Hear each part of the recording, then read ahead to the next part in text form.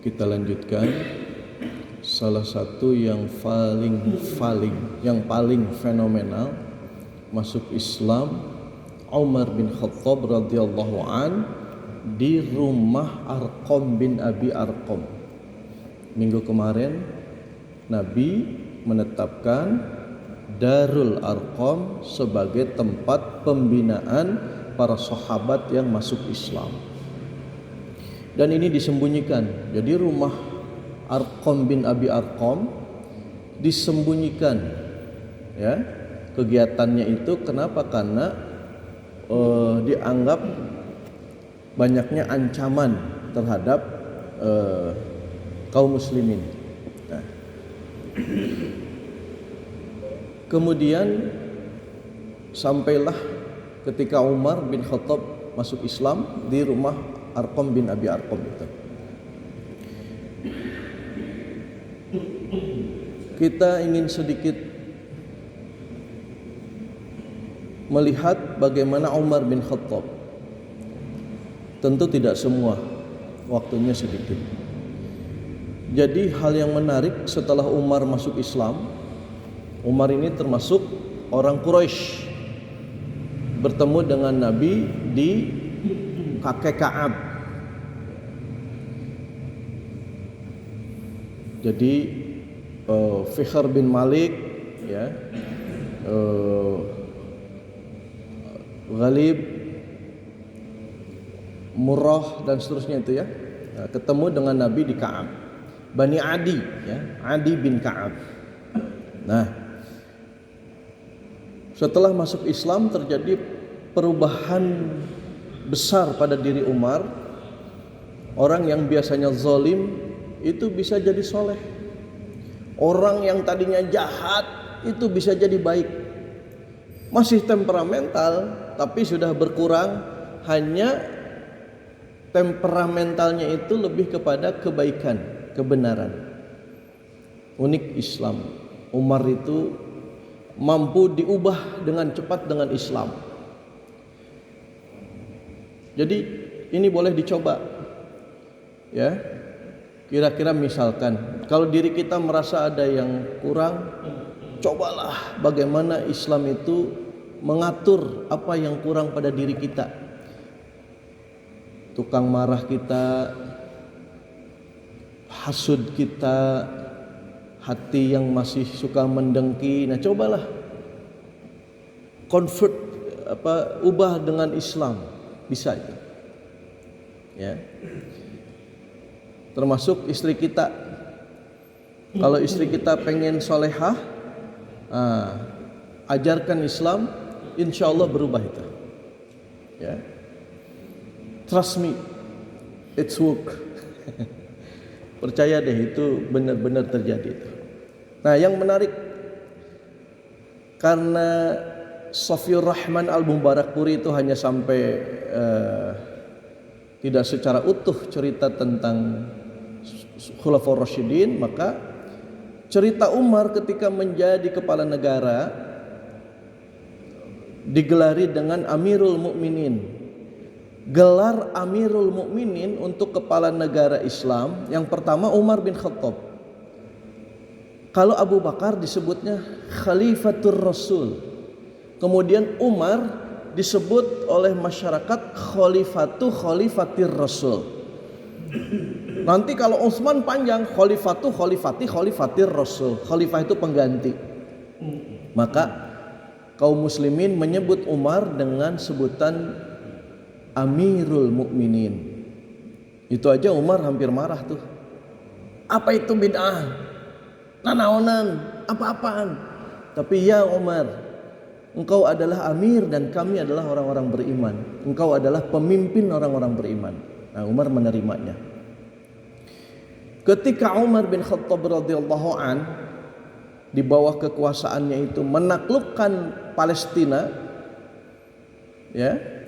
Nah, kita bagaimana Muhammad Hussein Haikal mengutip Tarikh Tabari, salah satu tarikh ilmu sejarah terbesar terbagus itu adalah At-Tabari, dan ini banyak dikutip oleh para ulama kaum muslimin termasuk juga para orientalis. yang dianggap cukup otoritatif, ya. Nah, diceritakan di dalam biografi Umar, mengutip dari At-Tabari itu, ketika Palestina, Suriah, Lebanon, Yordania sudah ditaklukkan dan digabungkan ke dalam negara Islam, yang disebut negara Islam itu khilafah Islam, ya.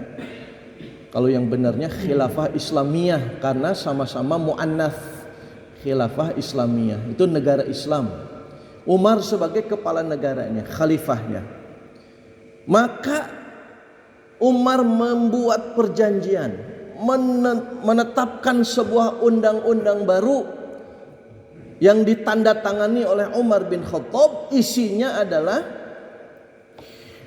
dari Amir Mukminin, hamba Allah Umar bin Khattab, ya, untuk penduduk negeri mana? Palestina dan seterusnya. Sebagaimana Madain, ya. Madain itu masuk Persia berarti, ya. Maka Umar menyebutkan di dalam isi jaminannya itu bahwa semua penduduk di Palestina dijamin yang sehat, yang sakit, harta mereka, jiwa mereka. Kan Palestina itu mayoritasnya Kristen. Dan Umar mengatakan tidak boleh ada gereja yang dirubuhkan, tidak boleh ada pembunuhan, tidak boleh ada pengusiran. Semuanya dijamin, yang sakit disehatkan dan seterusnya. Tidak boleh diusir. Bahkan gereja yang tadinya diisi oleh orang-orang Kristen tidak boleh diambil alih. Pergi. Kita akan isi gereja ini jadi masjid, tidak ada. Dijamin semuanya, Masya Allah. Kemudian kewajiban bagi orang-orang non-muslim itu hanyalah membayar jizyah. Kata jizyah ini adalah, kalau di dalam bahasa fikihnya disebut malun makhsusun yukhadhu min ghairil muslimin min ahli dhimmati. Itu definisinya, ya, min ahlil kitab wa min musyrikin ghair Arab, ya, dan seterusnya. Nah, ini definisi jizyah. Jizyah itu adalah harta khusus yukhadhu min, diambil dari ghairil muslimin min ahli dhimmah. Ketika Palestina Syam itu digabungkan ke dalam negara Islam di Madinah, kepala negaranya Umar tadi, maka kewajiban orang-orang Palestina yang Kristennya itu, yang tunduk di bawah kekuasaan Islam itu membayar jizyah. Beberapa orang kontemporer menyebutnya pajak. Berapa besaran pajak? Menurut Imam Abu Hanifah 4 dinar. Menurut Imam Syafi'i 1 dinar. 1 dinar itu 4,25 gram emas. 1 dinar 4,25 dikali sekarang emas berapa, Pak? Sabar, 2 juta. Terakhir beli kapan? 2 juta lebih. Anggaplah 2 juta biar gampang. 8,5 juta itu hanya diambil dari laki-laki yang bekerja. Orang-orang ahlu dhimmah itu orang-orang Kristen yang hidup sebagai warga negara Islam hanya diwajibkan membayar setahun sekali 1 dinar, 8,5 juta. Itu pun hanya untuk laki-laki baligh dewasa. Itu dalam fikih jizyah tuh. Nah, ya.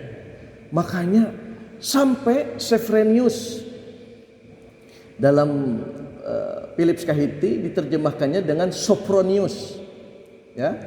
Sopronius itu uskup agung. Uskup agung Palestina namanya Sopronius. Siapa, Pak? Sopojaro. Sopronius. Ya pokoknya baik gitulah. Uskup agung Palestina itu mengatakan, kok ternyata ini Kristen, Romawi Kristen. Ternyata kita dipimpin oleh orang Islam tuh lebih nikmat, lebih nyaman, lebih sejahtera.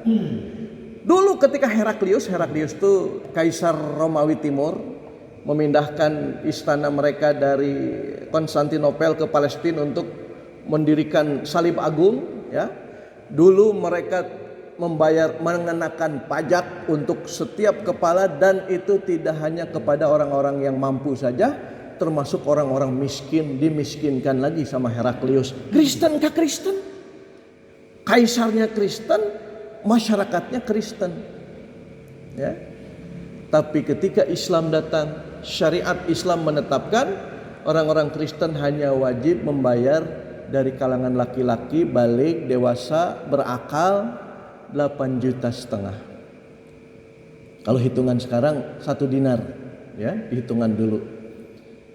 Maka akhirnya pelan tapi pasti orang-orang Palestina itu masuk Islam. Masya Allah.